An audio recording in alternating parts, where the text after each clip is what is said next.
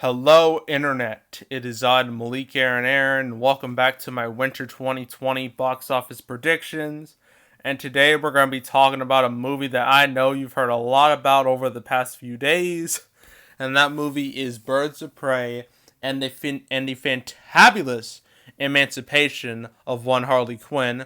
But for simplicity's sake, we're just going to call it Birds of Prey. So as usual, we're going to go over the pros and cons for Birds of Prey. So let's get to it. Pros. As the full title suggests, this movie is mostly about one Harley Quinn. And I'm pretty sure we all know who Harley Quinn is at this point. But for the few of you who don't, I'm going to give you a brief synopsis about the character. Because see, the character of Harley Quinn, she didn't start out in the comics. No. Instead, she started out in the Batman animated series from the early 90s. You know the one with Kevin Conroy's Batman, Mark Hamill's Joker, that one. She started out as Joker's right-hand woman. And the character ended up being so popular that DC decided to actually put her in the comics and make her canon. Like, she wasn't just a one-off character for the show. But the thing is, it wouldn't be until 2016 where she finally got the live-action treatment in the movie Suicide Squad, where she was portrayed by Margot Robbie. And while Suicide Squad wasn't liked by a whole lot of people, the one consistent positive of the movie was Margot Robbie's portrayal of Harley Quinn. Even people who absolutely hated Suicide Squad in every regard, like they hated the story, they hated the writing, the lighting, the editing, Jared Leto's Joker, all that. People who absolutely hated that movie, they all said the same thing. They were like, the movie sucks, but Margot Robbie was the best part.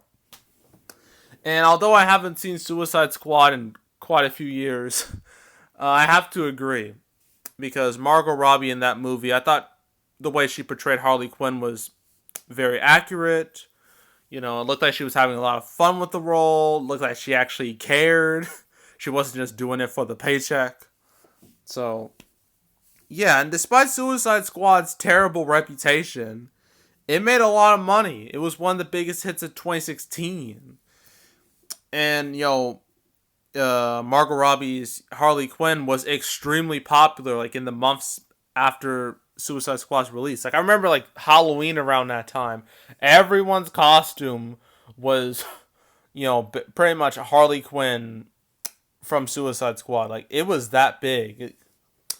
So it makes all the sense in the world to give Harley Quinn her own movie, considering how popular she is. She's been popular for years, but her popularity really didn't, like, truly explode until Suicide Squad. So, yeah, like it seems like a smart move to do. And that's what a lot of movies tend to do, is, like, particularly spin-off movies like this, where, like, in the main movie, if there's, like, one popular thing that people liked in that movie, they take that thing and decide to make a whole movie out of it. I mean, why do you think the movie, like, Puss in Boots exists? Because he was very popular in the Shrek movies. It's exactly like that. So, yeah, that's the first pro, is that Harley Quinn is a very popular character, been popular for years. She was extremely popular in Suicide Squad. So it makes all the sense in the world to give her her own movie, pretty much. So that's the first pro.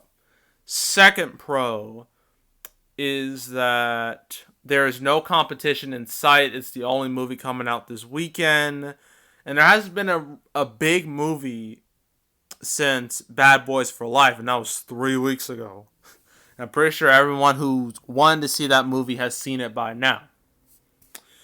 So, yeah. And for the rest of February, this movie doesn't have any direct competition. I mean, what does it have to face? Sonic the Hedgehog? Like, the two movies' the audiences couldn't be any more different. So, like, that's not even a comparison.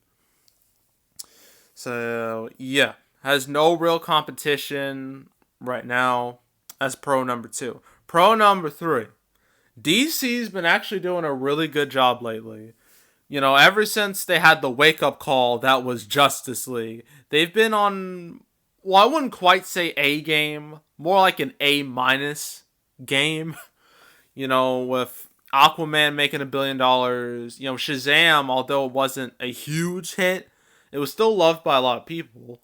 And then, of course, Joker, the $1 billion Joker. The like, I don't think, I think Aquaman's still the biggest DC movie, which is so weird to say, but Joker was such a massive event last year. So DC's been on a roll, and realistically, you think, oh, because DC's been on a roll, this should do okay. I mean, it should. I mean, logic says that it should. So yeah, that's the third pro, is that DC's been on a good path so far. Pro number 4 is that the female superhero movies, it's clear they're no longer box office poison. Wonder Woman proved that. Captain Marvel proved that. Because, over a decade ago, when movies like Catwoman, Electro bombed so hard that Hollywood was kind of scared to make any more female superhero movies. But it wasn't until 2017 where they made Wonder Woman that they realized, oh wait, people actually want to see these movies. But the thing is, you want to know why they wanted to see these movies? It's because they wanted to see good movies. Because Catwoman, Elektra, even Supergirl were all trash. And Wonder Woman was the first one to not be trash. And even Captain Marvel, as mediocre as it was still leagues better than Catwoman, Elektra, Supergirl. And that movie made $1 billion. So it's clear if audiences are willing to watch female-led superhero movies. Hell, the two most anticipated movies for 2020 are Black Widow and Wonder Woman 1984. So that should tell you a lot. So yeah, because this is, of course, a female-led superhero movie, it kind of helps. And that keyword on kinda. Pro number 5 is that the reviews are very strong. It was at an 86 last I checked on Rotten Tomatoes. Has certified fresh. The audience score is really good. So yeah, you think everything would be all fine and dandy with this movie. This movie would be a hit. But oh no. We haven't gone to the cons yet, and there's quite a bit of cons for this movie. A lot of red flags. So we're going to go over those right now. Con number 1. The marketing. See, the reason why Suicide Squad was so successful, despite being a bad movie, was because that movie had an incredible marketing campaign. Everyone remembers the Bohemian Rhapsody Suicide Squad trailer. That was the trailer that changed the whole mood for that movie. It made everybody hyped as hell for the movie. And then eventually, Warner Bros. Decided to change the whole tone of the movie. They had to reshoot the movie in order to match the tone of that trailer. And it ended up working fantastically. But for Birds of Prey, it's just nothing like that. The marketing has been very subdued. It's been very lackluster. There hasn't been really any standout moments. So, yeah. And I know, although they have been marketing this movie decently enough. I mean, you see all the ads you see on YouTube about the movie. It's almost every other video you watch, there's a Birds of Prey ad. And that's what Warner Brothers does. They are ruthless with advertising. Every one of their movies, you will see 1,000 ads for them. And I mean, it's smart. It's smart, but sometimes it really doesn't help. Just because you have a lot of ads doesn't mean people are going to be willing to watch your movie. So yeah, con number 1 is the marketing. The marketing has not been strong at all. So that's number 1. Number 2 is, of course, the thing that everyone's been talking about. The wokeness of the movie. Because as you see in recent memory, there's been this mindset, this agenda where that, everything needs to be all girl power, feminism, that type of thing.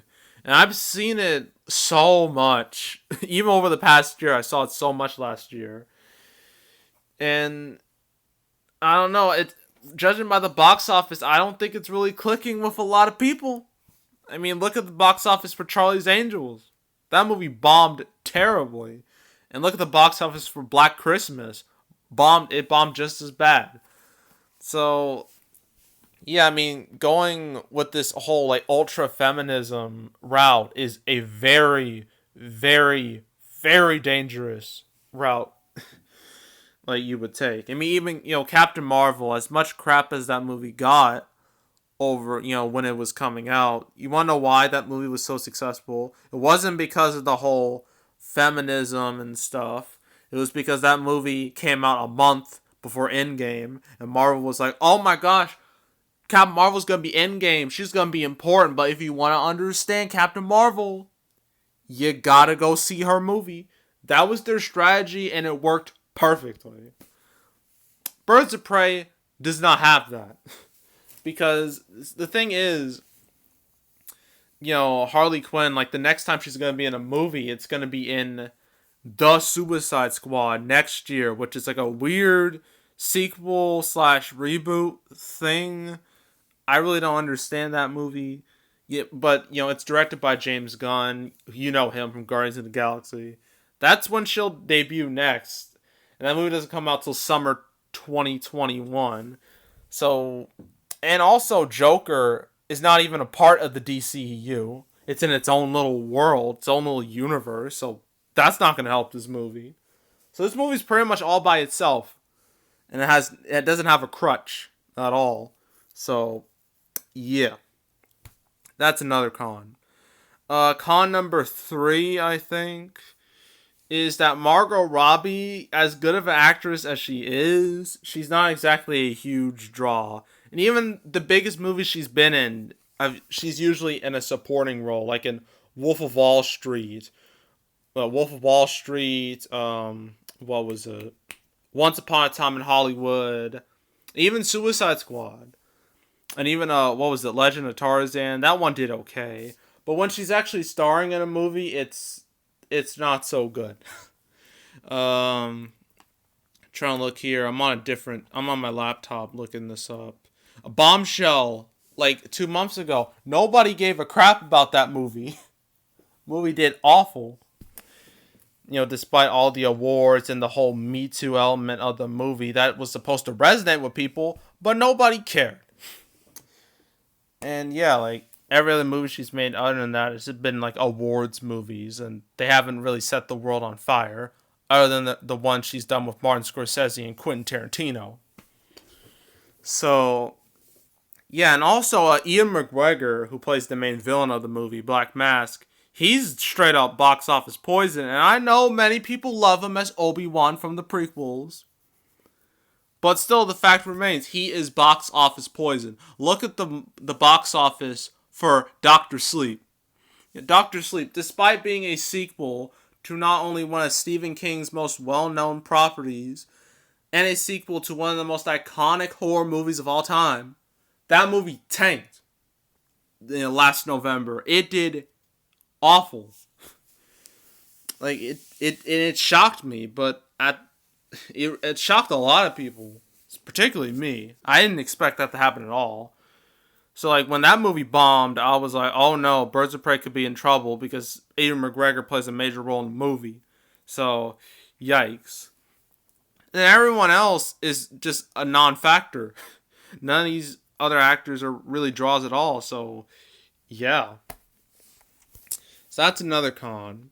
Fourth con is just the nature of this movie itself.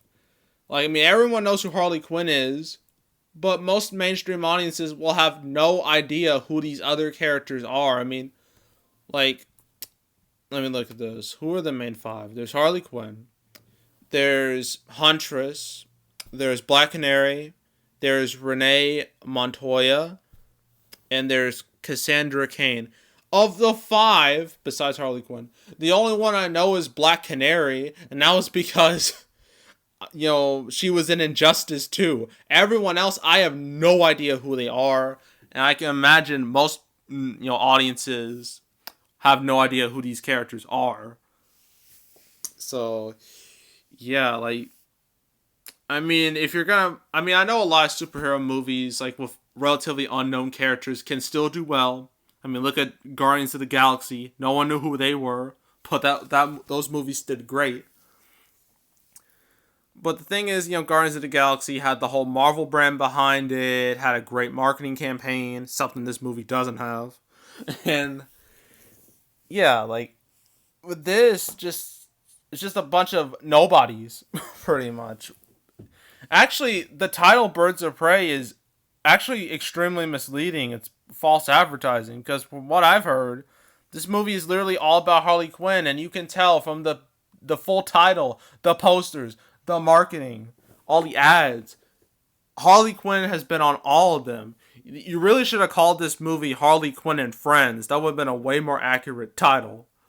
But no, they called it Birds of Prey, and but no one knows what Birds of Prey is, so that's a serious problem that this movie is gonna face.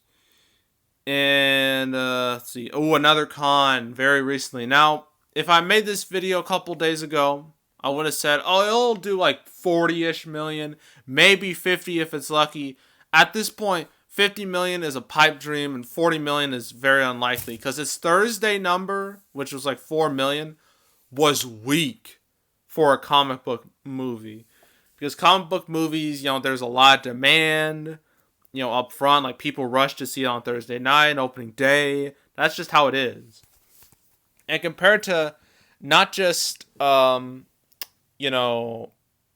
movies, but also DC movies, well, we really can compare it to DC movies.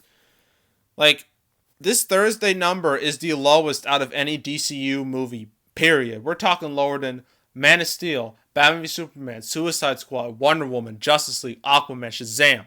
Lower than all of them. And even like, oh, I forgot to mention that this movie was R-rated. How could I forget? And I would say, I would have said in the pros that, oh, R-rated comic book movies are no longer poison, proven by the success of Deadpool, Logan, Joker. So I guess that's a pro over there, but it's actually kind of a con for this movie because a lot of people are saying this movie shouldn't have been rated R at all. It didn't need to be. And the fact that Harley Quinn's, like, all her fans are quite young. They're like teenagers, and teens can't easily just walk into a rated R movie. So, like, what are you doing, Warner Brothers? So, yeah, and in its Thursday number, it did worse than all of those. Like, Deadpool, Logan, Joker did worse than all of those. And this is an even more damning statistic. I just found this out. That Birds of Prey's Thursday number was actually lower than, you ready for this? It was lower than Dark Phoenix. Yes, you heard that right. Dark Phoenix made more money on Thursday than Birds of Prey. Like, that is... If that's not a terrible sign, I don't know what is. Because Dark Phoenix was like the biggest failure of last year. So, yeah, everything at this point with Birds of Prey, like, this movie's starting to crash through the floor when it comes to box office. So, yeah, like, my original prediction, I would have been like 45 to 50. At this point, it will probably make under 35 million, which would be devastating for a movie like this. And although this movie wasn't super expensive, it cost like $97 million. So it doesn't need to make that much to be profitable. It's still extremely disappointing in so many ways that Birds of Prey, a Harley Quinn movie pretty much. Like Harley Quinn, a movie starring her, one of the most popular DC characters, will make far less than any DCU movie, than any MCU movie, than any recent R-rated comic book movie, than any recent female superhero movie. It'll be at the bottom on all those lists. Which, yeah, makes you think, like, Warner Brothers is really starting to regret that marketing campaign. Also, the fact that the stars in the movie, particularly Ian McGregor, went on and on and on and on about, oh my gosh, this movie's gonna fight misogyny, fight the patriarchy. And I'm like, bruh, no one wants to hear that. And the box office results prove that. That nobody really wants to pay to see, going after, trying to fight misogyny and stuff. Like, that just doesn't appeal to a broad audience. It's the reason why Bombshell bombed as hard as it did. So, yeah. Yeah, it's opening weekend. I'll probably make under 35.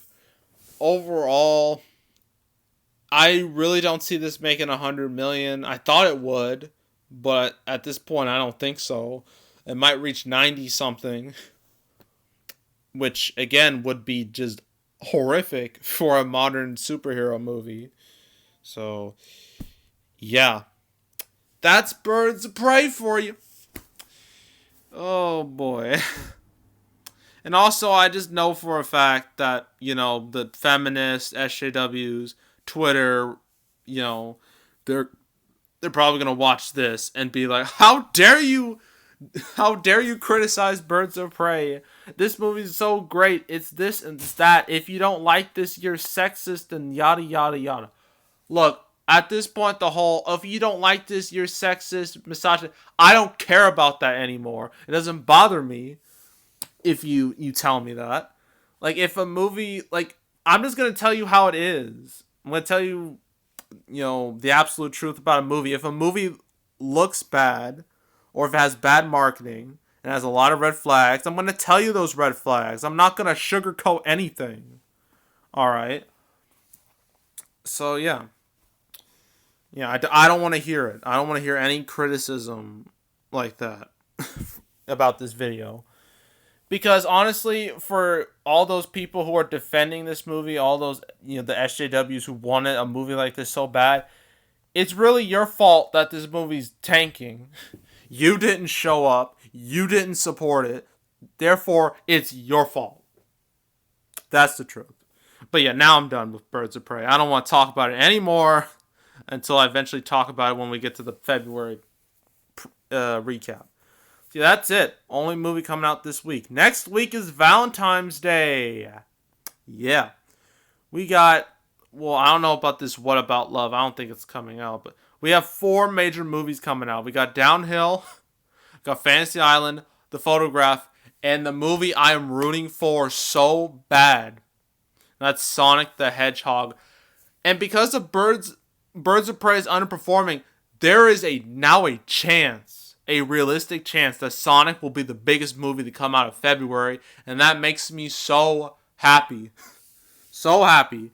And I cannot wait to talk about this movie. And just like the whole saga of this movie. And how just, yeah, I'm just so excited. I haven't been excited to talk about a movie in a long time since Cats. But for Cats, it was for different reasons. It was for negative reasons. For Sonic, it's positive reasons. But yeah, that's it. That's all. Make sure to subscribe, like this video, leave a comment. You want to check out some other predictions? I have my Winter 2020 predictions playlist on the homepage. Got my